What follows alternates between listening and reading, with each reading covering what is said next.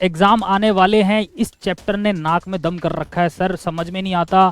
Basics calculation इसके अंदर आ जाती हैं, इसमें ईबीआईटी आ जाता है, earning before interest and taxes, इसमें केस स्टडीज आ जाती है, न्यूमेरिकल बेस्ड चैप्टर है। मैं समराइज फॉर्म में एक केस स्टडी लेकर आया हूँ। एक केस स्टडी से ही आपको पूरे चैप्टर का ब्रॉड व्यू समझ में आ जाएगा, ब्रॉड समराइज फॉर्म समझ में आ जाएगी कि बेसिकली फाइनेंशियल मैनेजमेंट क्या समझाना चाहता है आपको। ध्यान से देखो।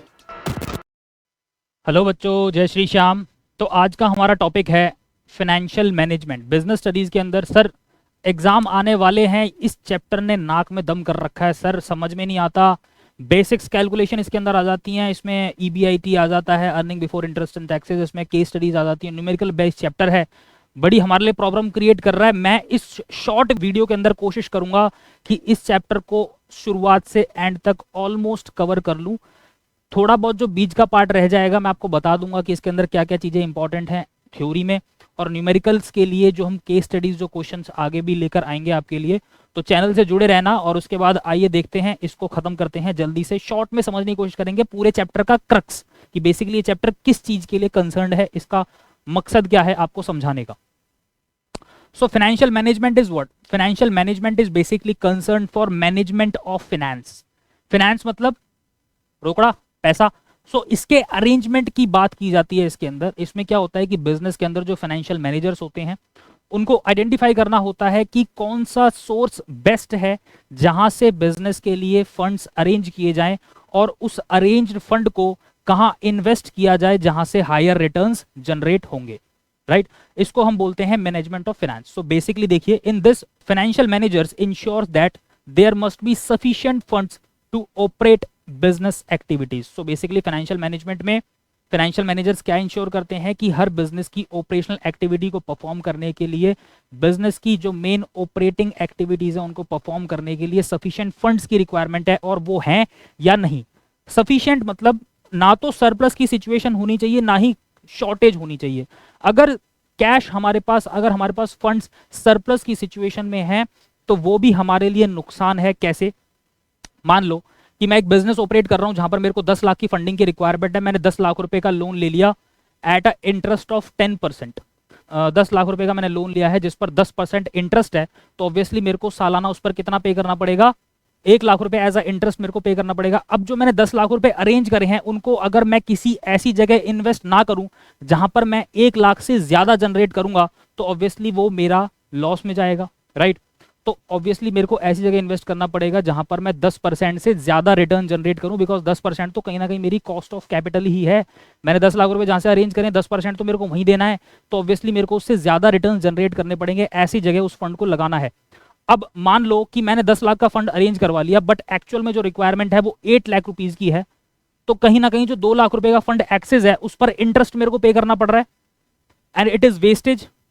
ब्लॉक हो गया ना पैसा। 2 लाख रुपए के पैसे की मेरे को रिक्वायरमेंट नहीं है, 8 लाख में मेरा काम चल रहा है, बट 2 लाख रुपए मैंने जो एक्सेस लेके रखा हुआ है, या तो मैं उसको कहीं इन्वेस्ट कर दूं, किसी ऐसी जगह इन्वेस्ट कर दूं जहां से मैं हायर रिटर्न जनरेट करूं। अदरवाइज अगर वो पैसा मेरे पास ऐसे ही पड़ा हुआ है तो कहीं ना कहीं वो वेस्टेज है, बिकॉज अल्टीमेटली मेरे को उस पर इंटरेस्ट तो पे करना पड़ रहा है और वो मैं उसको यूज नहीं कर रहा हूं। राइट, तो सरप्लस की सिचुएशन है तो भी नुकसान है, और शॉर्टेज है तो नुकसान है ही। मैं कहीं ना कहीं बिजनेस की जो मेन ऑपरेटिंग एक्टिविटीज उनको परफॉर्म नहीं कर पाऊंगा ड्यू टू शॉर्टेज।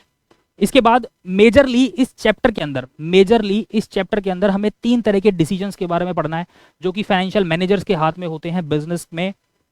पहला है investment decision, second is financing decision, and third one is dividend decision.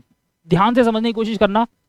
मैं इसमें टू द पॉइंट नहीं जा रहा कि इन्वेस्टमेंट के अंदर लॉन्ग टर्म इन्वेस्टमेंट है, शॉर्ट टर्म इन्वेस्टमेंट है, वो आप बुक से पढ़ लोगे। ठीक है, मैं आपको सीधा बताता हूं कि इसके अंदर इंपॉर्टेंट क्या है। फैक्टर्स अफेक्टिंग, जो फैक्टर्स अफेक्टिंग वाला टॉपिक है इन तीनों डिसीजंस के अंदर, चाहे वो लॉन्ग टर्म है चाहे वो शॉर्ट टर्म है, हर जगह यहां पर फैक्टर अफेक्टिंग वाले कुछ पॉइंट्स हैं आपकी बुक्स में। उन पॉइंट्स को छोड़ना नहीं है, उन पॉइंट्स को मान के चलो कि एग्जाम में 4 नंबर की वेटेज फिक्स है, आने ही आने क्वेश्चन है। तो ये पार्ट हो गया हमारा इंपॉर्टेंट। फैक्टर्स अफेक्टिंग मिस नहीं करना है। ओके, उसके बाद में बात कर लेता हूं। देखो, अब ये तीनों एक्टिविटीज है ना, मैं समराइज फॉर्म में एक केस स्टडी लेकर आया हूं। एक केस स्टडी से ही आपको पूरे चैप्टर का ब्रॉड व्यू समझ में आ जाएगा, ब्रॉड समराइज फॉर्म समझ में आ जाएगी कि बेसिकली फाइनेंशियल मैनेजमेंट क्या समझाना चाहता है आपको। ध्यान से देखो। बहुत बढ़िया केस स्टडी है, प्रैक्टिकल केस स्टडी है, डिस्कस कर लेते हैं। चलो, तो आपको पता होगा मुकेश अंबानी जी के बारे में। मुकेश अंबानी जी को एक दिन सपना आया है। सर क्या सपना आया? सपना आया कि क्यों ना नेटवर्किंग बिजनेस में एंटर किया जाए। हम ऑलरेडी ऑयल और गैस और टेक्सटाइल के बिजनेस में एंटर हो रखे हैं। ऑयल, गैस और टेक्सटाइल के बिजनेस में हम ऑलरेडी फोड़ रहे हैं, तो क्यों ना अब नेटवर्किंग के बिजनेस में भी फोड़ा जाए, नेटवर्किंग के बिजनेस में एंटर किया जाए और नेटवर्किंग के बिजनेस में भी हम अच्छा कुछ कर सकते हैं। बिकॉज आने वाले टाइम पर टेक्नोलॉजी ग्रो कर रही है। आने वाले टाइम पर अभी 2G है, 3G है, 4G भी आएगा, फिर 5G भी आएगा। ऑब्वियसली उनको पहले से ही ये भविष्यवाणी उन्होंने कर ली थी कि हमारे पास ये जो अपॉर्चुनिटी है ये बहुत अच्छी अपॉर्चुनिटी है, और अगर हम इस बिजनेस में एंटर कर जाएं तो कहीं ना कहीं आने वाले टाइम पर हमारी बल्ले बल्ले हो जाएगी। तो ध्यान से देखिए, मुकेश अंबानी जी ने प्लानिंग करी और प्लानिंग करते ही सपना आया। सपना जैसे ही उनको आया, उन्होंने सुबह उठे और कंपनी में अपने सारे फाइनेंशियल एक्सपर्ट्स को इकट्ठा किया। बोला कि मेरे दिमाग में ये आइडिया है, बताओ ये कितना वर्थ है, इसकी मतलब कितना वर्थफुल है, मतलब मैं इसमें कुछ कर सकता हूं या नहीं कर सकता हूं। अब वो एक्सपर्ट्स की टीम ने बोला कि सर आप बहुत अच्छी प्लानिंग सोच रहे हो, बहुत अच्छा सोच रहे हो। अगर आप नेटवर्किंग के बिजनेस में एंटर कर जाते हो आज, तो ऑब्वियसली फ्यूचर फिर हमारा है, हम नेटवर्किंग के अंदर राजा हो जाएंगे। ठीक है, तो देखिए फिर क्या हुआ। अब उन्होंने बोला, मुकेश अंबानी जी ने बोला चलो ठीक है, पता लगाओ कि इसके लिए मुझे क्या क्या चाहिए और कितने फंड्स की रिक्वायरमेंट है। बिकॉज इसके अंदर इन्वेस्टमेंट करनी पड़ेगी, इसके अंदर पैसा लगेगा और मुझे पूरी पाइपलाइन बिछानी पड़ेगी। बिकॉज मैं एक नया नेटवर्क लेकर आ रहा हूं, मैं सब कुछ नया लेकर आ रहा हूं, कुछ भी एग्जिस्टिंग नहीं होगा। कुछ ऐसी टेक्नोलॉजी लेकर आओ जिसमें कि जो ऑलरेडी जो नेटवर्क्स चल रहे हैं, एयरटेल, जियो, एयरटेल जो आइडियाज हैं, एयरटेल है, आइडिया है, जो पुराने नेटवर्क चल रहे हैं उनको डिफीट करना है। उनकी जो नेटवर्क की स्पीड है वो इतनी ज्यादा नहीं है, तो एक ऐसी टेक्नोलॉजी लेकर आनी थी जिसको हम बोलते हैं फाइबर ऑप्टिक। तो फाइबर ऑप्टिक की जो टेक्नोलॉजी थी वो लेकर आने वाले थे। उन्होंने पहले ही प्लानिंग कर ली थी कि अगर मार्केट इसमें एंटर करेंगे तो ऐसे एंटर करेंगे कि बिल्कुल कंपटीशन को खत्म कर देंगे। चलिए, उसके बाद फाइनेंशियल एक्सपर्ट्स को बोला गया कि आप देखो, रिसर्च करो और पता लगाओ कितना खर्चा आएगा। उन्होंने बोला कि चलिए ठीक है, हम रिसर्च कर लेते हैं। सर रिसर्च की तो पता चला कि अप्रोक्स 2.5 लाख करोड़, 2,50,000 करोड़ के फंडिंग की रिक्वायरमेंट है। 2,50,000 करोड़ की फंडिंग की रिक्वायरमेंट है। अब मुकेश अंबानी जी सोच में पड़ गए कि रिलायंस इंडस्ट्री को इतनी मोटी फंडिंग कहां से लाई जाए, रिलायंस इंडस्ट्री इतनी मोटी फंडिंग कहां से रेज करेगी। उनके पास डिफरेंट ऑप्शंस हैं। लोन ले सकते हैं, यस लो सकते हैं, बोरो कर सकते हैं पैसा। इसके अलावा दूसरा क्या है, दूसरा ऑप्शन यह है कि अपनी कंपनी की शेयर होल्डिंग बेच दो। ठीक है, अपनी कंपनी की शेयर होल्डिंग बेचकर फंड्स अरेंज किए जा सकते हैं। तो अप्रॉक्स उन्होंने बोला कि चलो ठीक है, यही सबसे बेस्ट सोर्स रहेगा। बिकॉज कहीं ना कहीं अगर मैं लोन से पैसा बोरो करता हूं, अगर मैं पैसा लोन से बोरो करता हूं तो मुझे एक फिक्स्ड कॉस्ट बियर करनी पड़ेगी, दैट इज इंटरेस्ट। मुझे लोन पर इंटरेस्ट पे करना पड़ेगा। बट अगर मैं पैसा इक्विटी से रेज करता हूं तो डिविडेंड पे करना पड़ेगा। और इक्विटी शेयर की सिचुएशन में आपको बता दूं कि डिविडेंड पे करना कंपनी के ऊपर एक प्रेशर नहीं होता। कंपनी जब अच्छा जनरेट करती है तभी डिविडेंड पे करती है। तो अंबानी जी ने बोला, मुकेश अंबानी ने बोला सबसे बेस्ट अरेंजमेंट ऑफ सोर्सेज हम इक्विटी से कर सकते हैं। तो approx 35% of whole company shares market में बेचे गए और वहां से करीब करीब 2.5 लाख करोड़ रुपए की फंडिंग रेज की गई। ओके, इस केस स्टडी को ध्यान से समझना, मैंने पूरा चैप्टर इसके अंदर समराइज कर दिया है, बड़े ध्यान से समझना। 2.5 लाख करोड़ की फंडिंग थी। अब उन्होंने बोला एक्सपर्ट से कि आप मुझे बताओ कि इनफ्लोज की क्या एक्सपेक्टेशंस है, कि इनफ्लोज कितने आ सकते हैं। उन्होंने बोला यस बिल्कुल सर, अगर हम 125 करोड़ की जनसंख्या में से 50 करोड़ की जनसंख्या को टारगेट करके चलें, अभी अगर हम 125 करोड़ की जनसंख्या में से अभी 50 करोड़ को टारगेट करके चलें, 50 करोड़ की जनसंख्या को टारगेट करके चलें और हर पर्सन, हर इंडिविजुअल, हर इंसान अगर 200 रुपए का रिचार्ज करवाता है तो अप्रॉक्स ये 10,000 करोड़ हो जाते हैं। ठीक है, ये मंथली रिचार्ज है। और इसी को अगर मैं पूरे साल के लिए बोलूं तो यही पैसा 1,20,000 करोड़ हो जाता है। तो मतलब साल में हम 1,20,000 करोड़ की फंडिंग आ जाएगी हमारे पास। साल में, एक साल में हम 1,20,000 करोड़ का इनफ्लो हमारे पास आएगा। हमारी इनिशियल इन्वेस्टमेंट कितनी लग रही है, 2.5 लाख करोड़। 1,20,000 करोड़ तो हमारे पास आ ही जाएंगे, डिवाइड कर दो। तो उन्होंने बोला कि सर लगभग 2 सालों में हमारा सारा पैसा रिकवर हो जाएगा, लगभग 2 सालों में हमारा सारा पैसा रिकवर हो जाएगा। इनिशियल जो आउटफ्लो है हमारा, जो इनिशियल इन्वेस्टमेंट है वो लगभग 2 सालों में हमारी रिकवर हो जाएगी। ठीक है, तो बोला चलो ठीक है, सबसे बेस्ट तरीका है इक्विटी से पैसा रेज करते हैं, 2.5 लाख करोड़ की फंडिंग रेज हो जाएगी। इनफ्लोज की एक्सपेक्टेशन ये है कि लगभग इतना इतना पैसा आ सकता है, सालाना 1,20,000 करोड़ की फंडिंग तो आएगी आएगी, इनफ्लो आएगा। अगर मैं मिनिमम टू मिनिमम 50 करोड़ की जनसंख्या को टारगेट करके चल रहा हूं तो ठीक है, तो 2 सालों में पैसा रिकवर हो जाएगा। तो इसका मतलब ये हमारे लिए सबसे बेस्ट रहेगा। एक तो नेटवर्किंग के अंदर कोई कंपटीशन नहीं है, और अगर हम एंटर करेंगे तो ऐसे एंटर करेंगे कि हमारा कोई सब्स्टिट्यूट नहीं होगा, हम एक अलग ही टेक्नोलॉजी के साथ एंटर करेंगे, दैट इज फाइबर ऑप्टिक।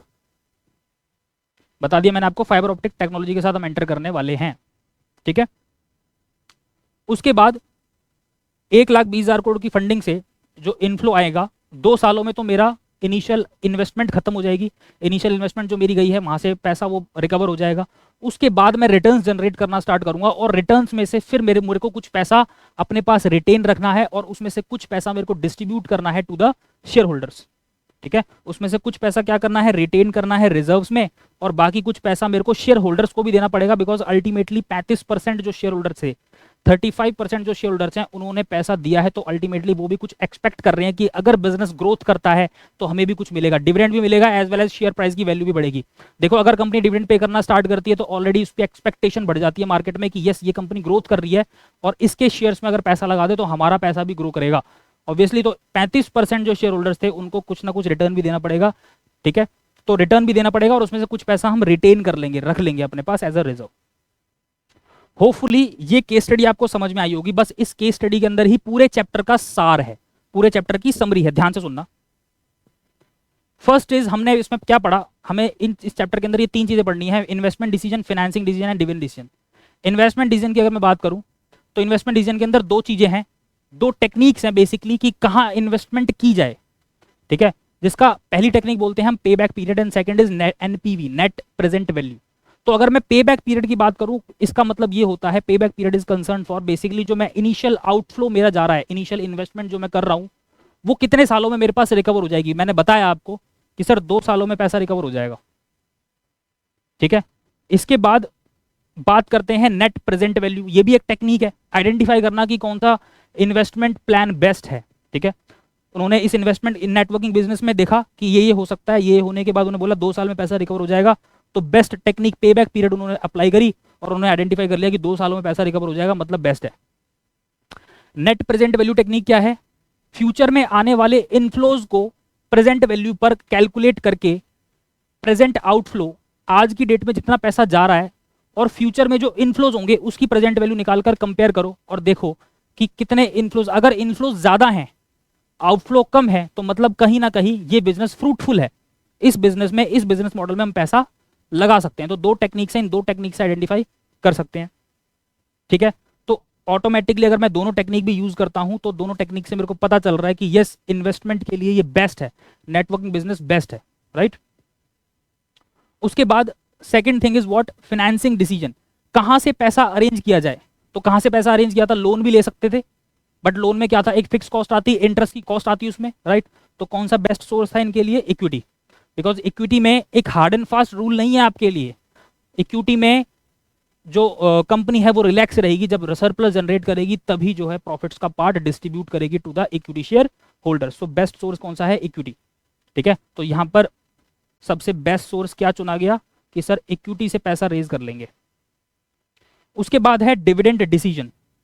अगर मैं डिविडेंड डिसीजन की बात करूं तो डिविडेंड डिसीजन मतलब क्या कि बिजनेस में ये डिसाइड किया जाता है कि जब हम रेवेन्यू जनरेट करना स्टार्ट करेंगे, जब हमारे पास इनकम्स आना स्टार्ट होंगी, तो उसमें से कितना पैसा रिटेन करना है और कितना पैसा एज अ डिविडेंड डिस्ट्रीब्यूट करना है, एज अ सरप्लस डिस्ट्रीब्यूट करना है टू द शेयर होल्डर, जो हमारे बिजनेस के इन्वेस्टर्स हैं। राइट, तो कितना रिटेन करना है और कितना डिस्ट्रीब्यूट करना है, इसके बारे में मैंने आपको बता दिया कि जो भी इनकम जनरेट होंगी, जो भी इनफ्लोज आएंगे 2 साल बाद, 2 साल बाद जो भी इनफ्लोज आएंगे ऑब्वियसली वो फिर इनकम्स में काउंट होने लग जाएंगे, बिकॉज उसमें भी हर साल कुछ एक्सपेंस भी होंगे, वो सर्विस प्रोवाइड करने के लिए कलेक्शंस में से उतने खर्चे माइनस कर दूं तो ऑटोमेटिकली वो उस साल की इनकम है।